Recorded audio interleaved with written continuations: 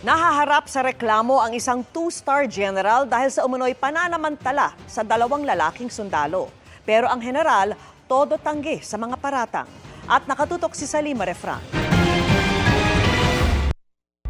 Kuha sa CCTV ang pagdating ng van na ito sa San Fernando Air Base sa Lipa, Batangas, madaling araw noong Enero 29.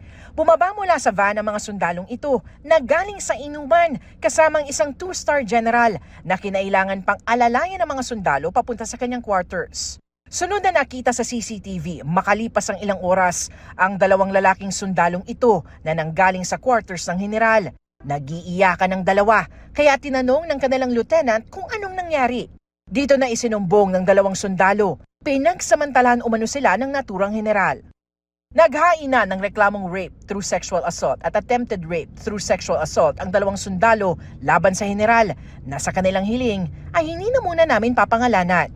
Base sa kanilang salaysay, pinatulog daw sila sa kwarto ng general na nung una raw ay akala nila'y nagbibiro lang. Dito na raw nangyari ang umano'y pagsasamantala. Lingid sa kaalaman ng general, kumuha ng video at audio ang isa sa mga sundalo na bahagi ngayon ng kanilang investigasyon. Yung pang-abuso, yung panghahalay, pwede siyang mangyari kahit kanino.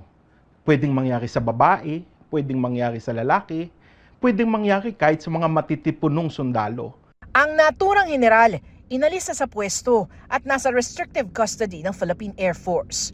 Ayon sa investigasyon ng Office of Ethical Standards and Public Accountability ng Headquarters ng Armed Forces of the Philippines sa Camp Aguinaldo, nakitaan ang prima facie evidence para paharapin ang general sa pre-trial investigation patungo sa paglilitis ng court-martial ng AFP. Pero sa kanyang counter-affidavit, mariing itinatanggi ng general ang mga reklamo. Hindi raw nagsasabi ng totoo ang dalawang sundalo at hindi raw ito nangyari. Malalakas daw ng mga sundalo ang dalawa na kaya raw siyang pagtulungang gapiin.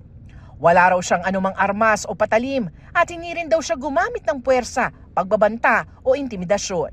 Maaari naman daw umalis sa mga ito o gumamit ng puwersa para pigilan ang mga sinasabing pangyayari. Ang dalawang sundalo naghain na rin ng mga reklamong rape through sexual assault at attempted rape through sexual assault sa Lipa Prosecutor's Office sa Batangas. Wala naman silang ibang gustong makamtan kundi yung hustisya.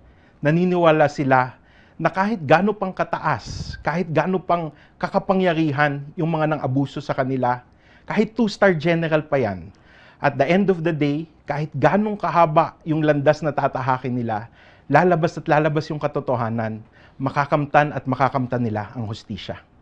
Samantala, na kay AFP Chief of Staff General Romeo Browner na ang initial findings ng investigasyon sa insidente.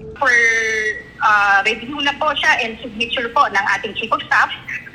Siya din po ang ating convening authority and the case is currently awaiting po his approval for the referral po to sa ating General Court Martial. Yung pong ating accused will face trial under Articles of War 96, no?